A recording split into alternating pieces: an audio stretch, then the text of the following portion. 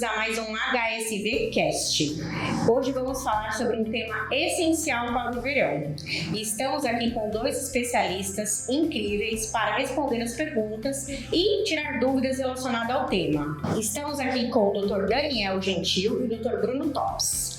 Dr. Bruno Topes é graduado em Medicina pela Universidade Federal de São Paulo, Unifesp, residência em Clínica Médica pela Escola Paulista de Medicina, título de especialista em Clínica Médica, especialista em cuidados perioperatórios e atualmente chefe da equipe de Clínica Médica e preceptor da Residência Médica do Hospital Santa Virgínia, diretor clínico e coordenador das unidades de internação e telemedicina do Hospital Vila Lobos Rede D'Or. E também estamos aqui com o Dr. Daniel Gentil, que é graduação em Medicina da Faculdade de Ciências Médicas de Santos, título de especialista em Clínica Médica, título especialista em Medicina Esportiva, mestrado em Reabilitação pela Unifesp, doutorado em Cardiologia pela Unifesp e MBA em Gestão em Saúde pelo IBMEC. O verão chegou e com ele o aumento de casos de doenças como dengue, viroses e até mesmo o ressurgimento de gripes e Covid-19. O pronto-socorro já sente o impacto desse aumento, né? Nós temos observado aqui dentro do Hospital Santa Virgínia. Quais são os casos mais comuns que vocês atendem nessa época? Nós médicos que trabalham em pronto-socorro, nós estamos bastante acostumados a uma situação que a gente chama de sazonalidade. Em determinadas épocas do ano surgem determinadas doenças. Agora no verão, a sazonalidade ela chama muito as doenças gastrointestinais, que são as intoxicações alimentares, são as viroses, que acabam culminando com um quadro de náuseas, dores abdominais e diarreia. Essas são as doenças mais comuns nessa época do ano. E, inclusive, essas também são as patologias que mais são internadas no pronto-socorro para a gente aqui da unidade de internação. Sim. E aí, a gente nota que existem alguns padrões para esses pacientes permanecerem internados aqui conosco. Que padrões são esses? A diarreia pode não ser tão simples assim como as pessoas acham. Ela pode levar a desidratação, ela pode levar a uma sepsia. E todas essas situações onde você tem algum sinal de instabilidade hemodinâmica, um distúrbio eletrolítico, ou seja, um sódio que fica muito alterado, um potássio que fica muito alterado. São situações que muitas vezes você não consegue tratar em casa, seja porque a pessoa está vomitando os remédios que está tomando, seja porque é uma situação um pouco mais severa, que pode às vezes até levar à morte. Então, uma sepse de foco abdominal, um paciente que vai ter uma descompensação grande, como que aconteceu agora aqui na Praia Grande, em Santos, que a gente viu, ou no caso de mortes relacionadas à sepse por foco abdominal. Mas sempre lembrando, né, Bruno, que a grande maioria dos casos evolui de forma benigna. A gente tem que pensar sempre nos grupos de risco, né, que são as crianças menores de 5 anos e os idosos acima de 70, que são os grupos mais que estão expostos a essa evolução desfavorável que o Dr. Bruno acabou de citar. Por isso que é sempre importante uma avaliação médica, uma avaliação de um especialista para definir como que a gente vai avaliar esse paciente, para qual lado que ele está. Perfeito. Para qual lado que ele E está. quando esse paciente chega nesse aspecto que vocês mencionaram, e aí quando que é a decisão de realizar a internação, porque já não acredita-se que não dá para o tratamento ser feito a nível domiciliar? A maior parte desses casos evolui de forma benigna, né? São doenças autolimitadas que a pessoa evolui de forma favorável.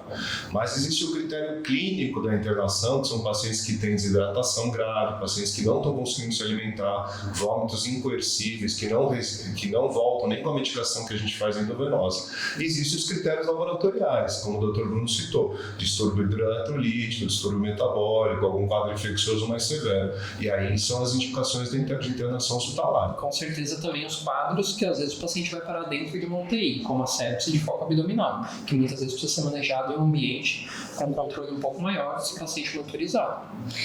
Acaba sendo bem individualizado, né? De acordo com a característica, a idade do paciente, A como idade vocês do falaram. paciente, comorbidades prévias, né? Paciente oncológico, paciente diabético, paciente que tem insuficiência renal, insuficiência cardíaca, tem uma tendência a uma descompensação muito mais rápida e perigosa. Perfeito.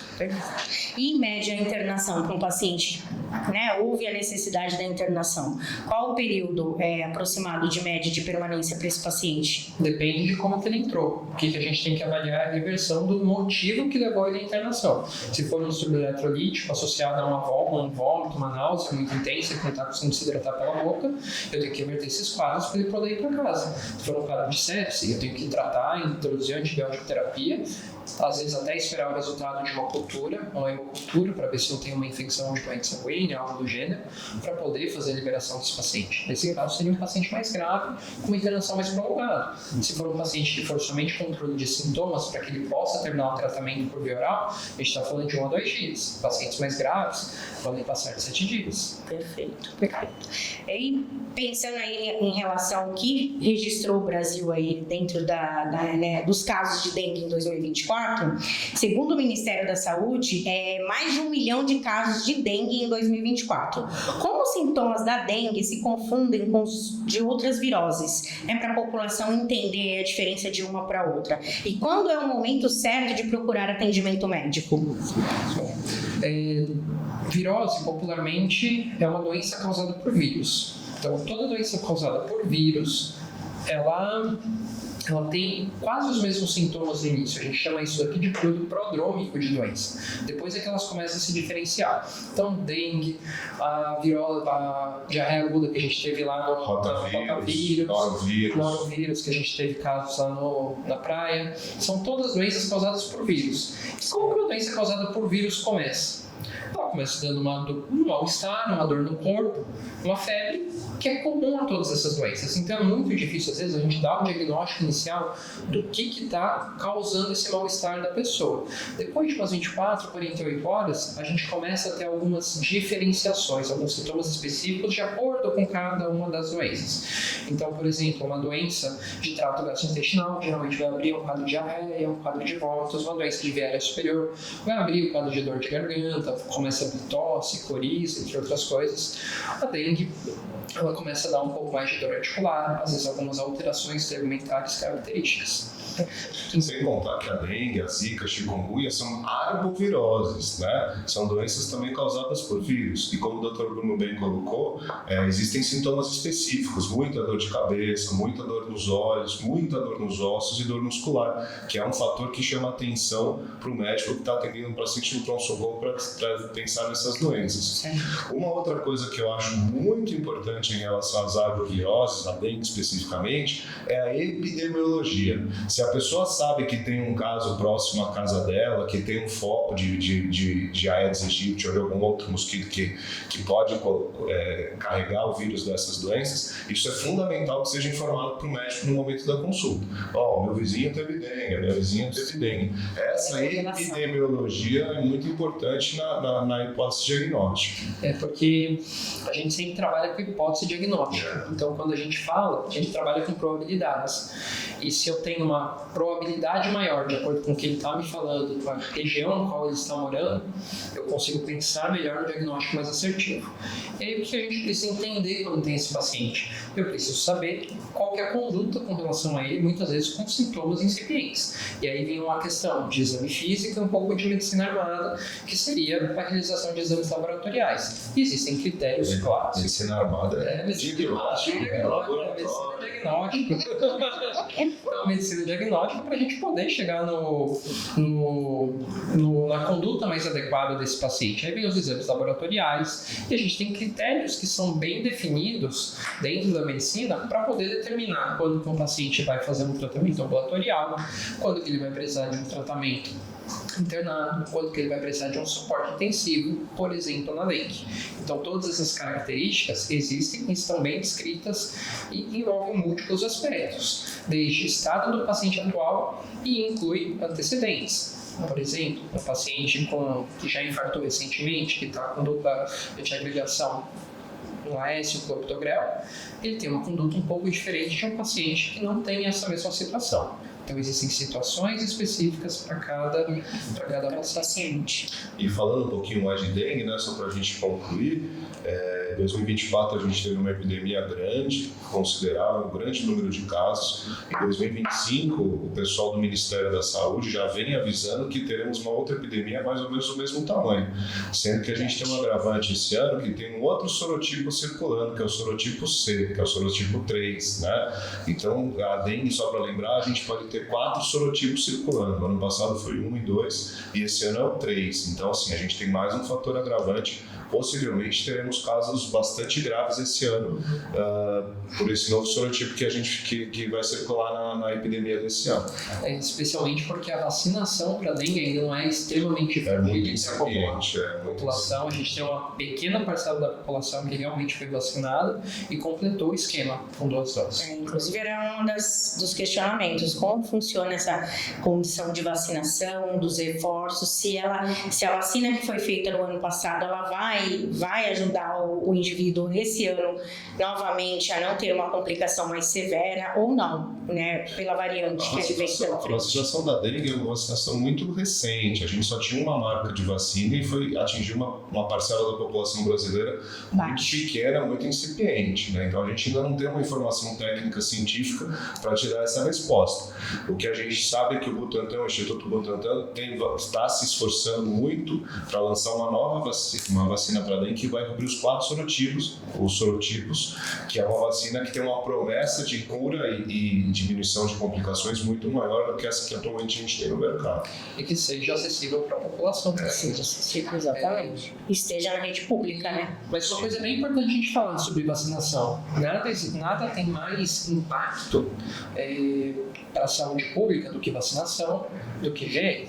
São as 2 coisas que mais impactam dentro da prevenção de doenças, principalmente infecto-contagiosas. Saneamento básico é extremamente importante, mas entenda não só saneamento básico, como água e esgoto encanado. Entenda também como o hábito de higiene das mãos. O hábito de higiene das mãos é a forma mais eficaz da gente prevenir a transmissão, tanto de doenças respiratórias quanto de doenças infecciosas de trato gastrointestinal. Por quê? Porque a maior parte dessas doenças ou são transmitidas quando você leva os agentes para olho, nariz, boca, no caso as gotículas, ou quando você transmite, por exemplo, o ciclo oral fecal, que a gente popularmente fala, transmite pelas fezes, pega pela boca. Então a gente também tem a transmissão dessas doenças dessa forma, e a melhor forma de se prevenir justamente a higiene adequada das mãos, que induz de uma forma muito importante. A outra coisa que a gente pode falar, que é extremamente importante, é manter um calendário vacinal atualizado. A gente tem o calendário vacinal disponibilizado pelo SUS, a gente tem vacinas amplamente difundidas aqui, e é importante manter isso aqui sempre atualizado. Então a gente tem a questão do Covid-19, vacinas de reforço, ao qual a gente precisa sempre se manter atualizado com relação a isso. Grupo de risco para vacinação de influenza, isso também está difundido dentro da nossa população. E vacina do tétano, difteria, tétano, coqueluche, que tem a dose de reforço, que acontece geralmente a cada 10 anos.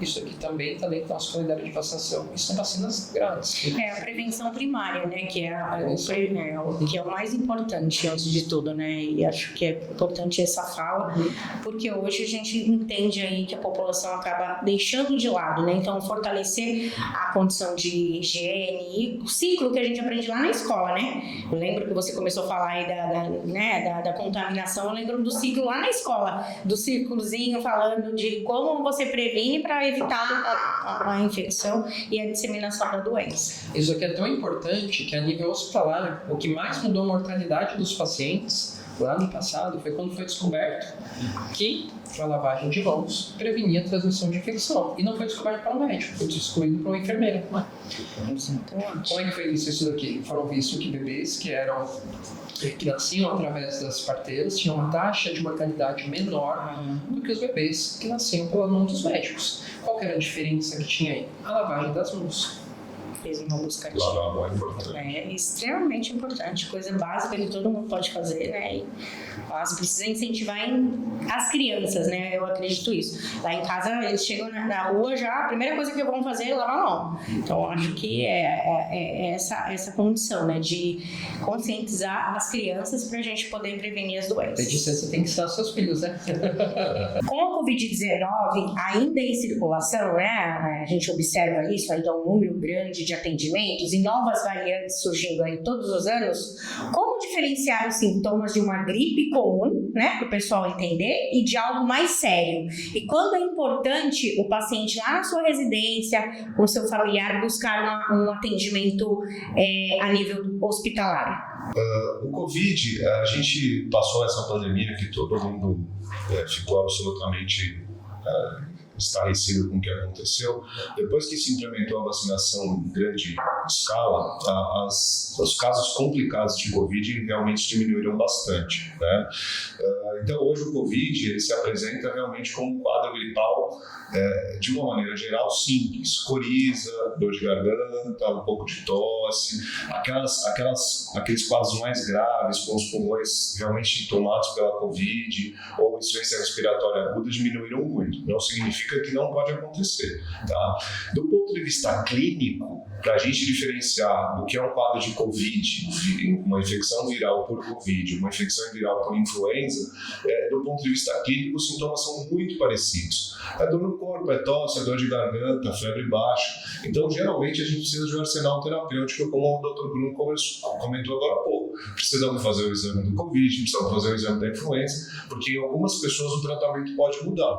Mais uma vez, as infecções têm sido bastante leves, mas não significa que aquele famoso grupo de risco, pessoas idosas com muitas comorbidades, podem ainda evoluir de forma desfavorável e necessitar uma internação, inclusive em ambiente de UTI. Então, é importante. Começou a ter piora dos sintomas, não melhorou no primeiro ou segundo dia, procurar o hospital para tentar realmente identificar certinho a causa do que está acontecendo.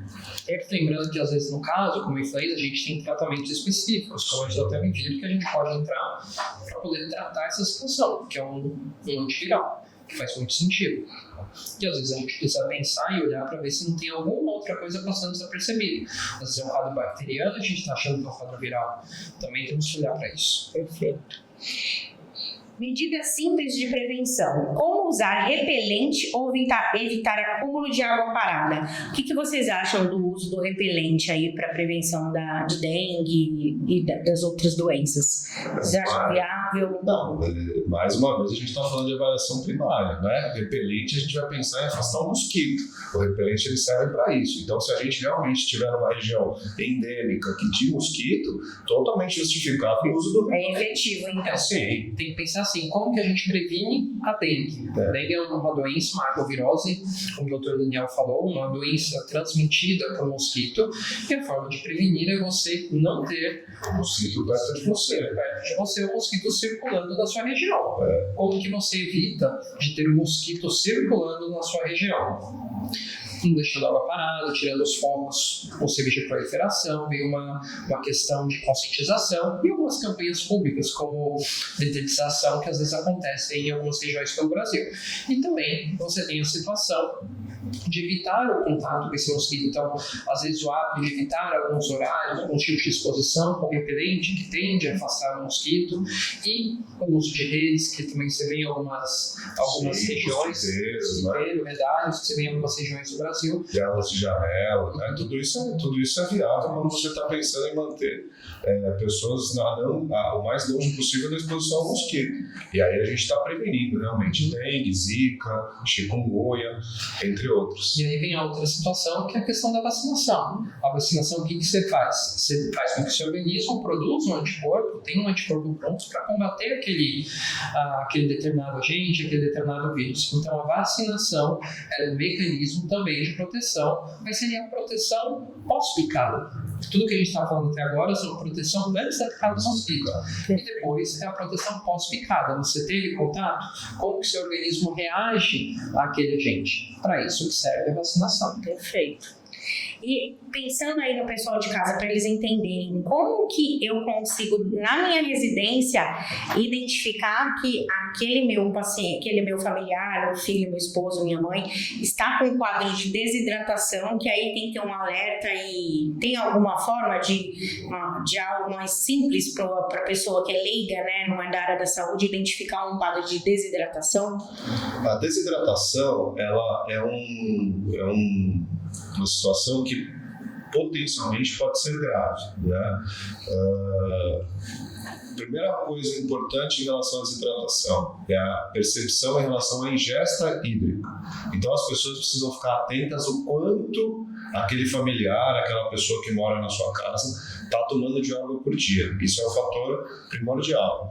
Segunda coisa interessante é perceber a quantidade de vezes que faz xixi e a concentração desse xixi. Quanto mais escuro é o xixi, maior, mais concentrado ele está, portanto, mais desidratada a pessoa está. Então, quando o xixi é clarinho em grande quantidade, isso geralmente é um fator positivo para a não desidratação. Quando você percebe que seu familiar começou a tomar pouca água, quando as pessoas têm doenças, as pessoas perdem o apetite. A falta de apetite, a indisposição, a aversão a líquidos e comida é muito comum quando as doenças começam, né? Então isso aí gera realmente fator de desidratação. Então, primeira coisa, atenção a quanto as pessoas estão tomando de água em ingestão hídrica.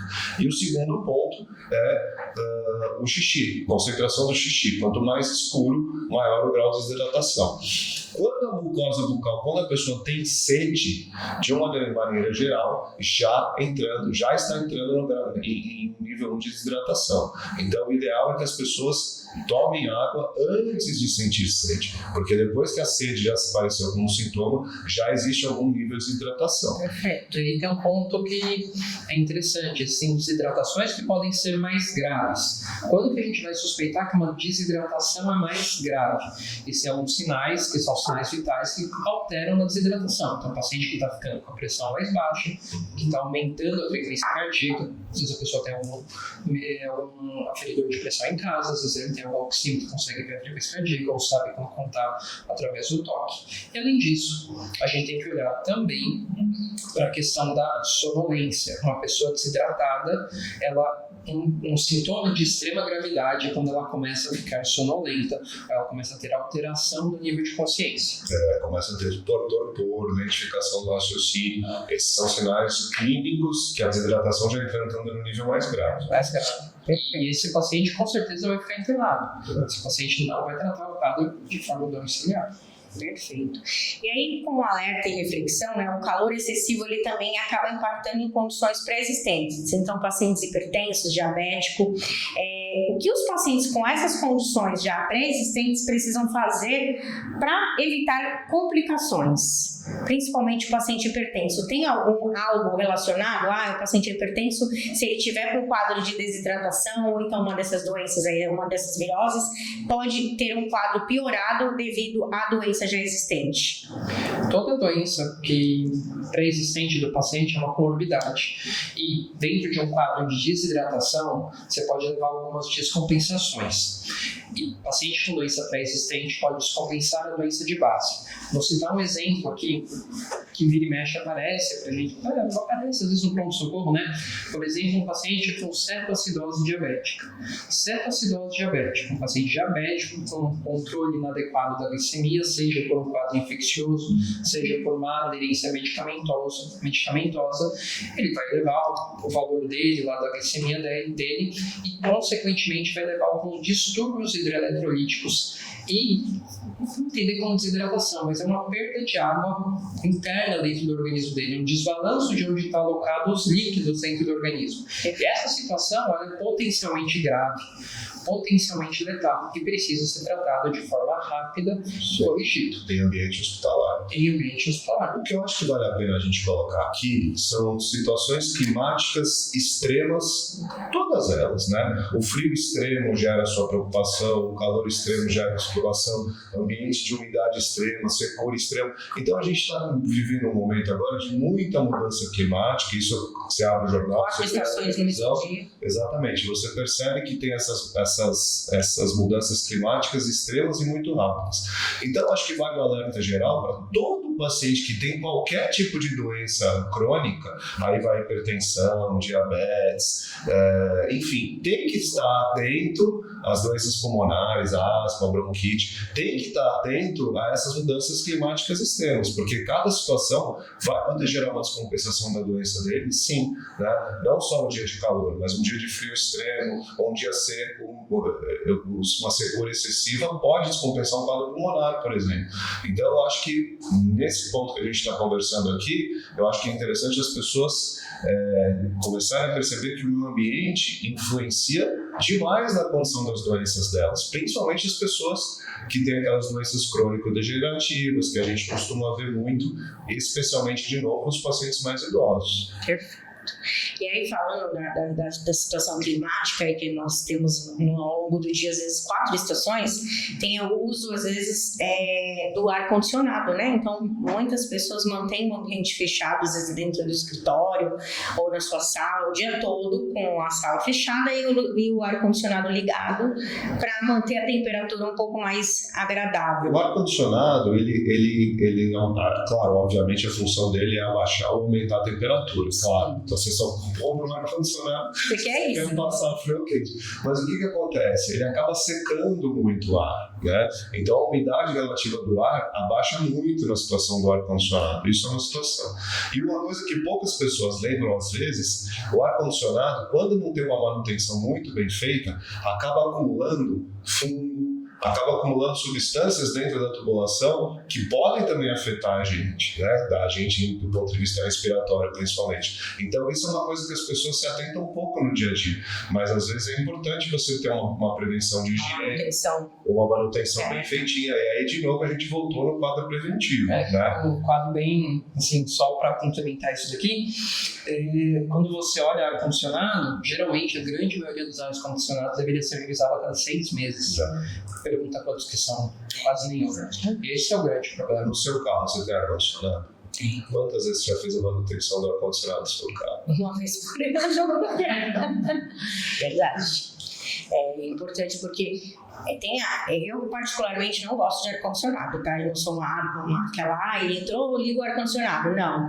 Obviamente, quando a temperatura está muito alta, como está nesses últimos dias, a gente quer manter uma temperatura agradável até para trabalhar de uma forma mais produtiva. Mas o uso do ar-condicionado abusivamente é algo que tem que ter um alerta mesmo aí para a população. E é legal na empresa, né? Que às vezes tem 20 pessoas na mesma sala, tem os homens que adoram o ar-condicionado e as mulheres que odeiam o ar-condicionado. Então fica aquela briga. Liga A, desliga, você tá indo porque é assim, né? Liga A, desliga. É ar-condicionado no quente. Bom, e para finalizar, é uma pergunta importante. Quais são as principais mensagens ou alertas que vocês gostariam de deixar para os nossos ouvintes sobre a prevenção e o cuidado com as doenças sazonais? Falando tanto de prevenção, no mês eu acho que o grande recado aqui, como a gente já falou várias vezes, realmente são medidas preventivas. Eu acho que a gente tem que ter atenção realmente a tentar a se atentar às situações que podem desencadear aquelas doenças. Como a gente já falou aqui, higiene das mãos, higiene do meio ambiente, repelente no caso da dengue. Eu acho que o primeiro manter os focos de água, né? Então, sim, são situações preventivas. Todas as doenças, a gente pode, praticamente todas as doenças, a gente pode atuar de forma preventiva.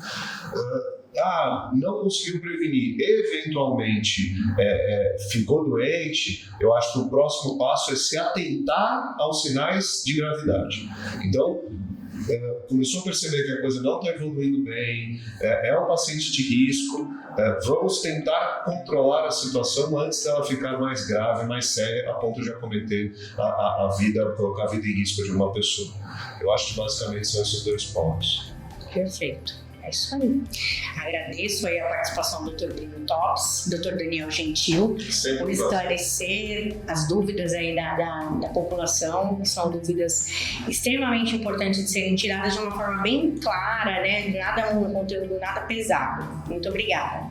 Queremos que este verão seja mais saudável para todos. Compartilhe este episódio com amigos e familiares e até a próxima!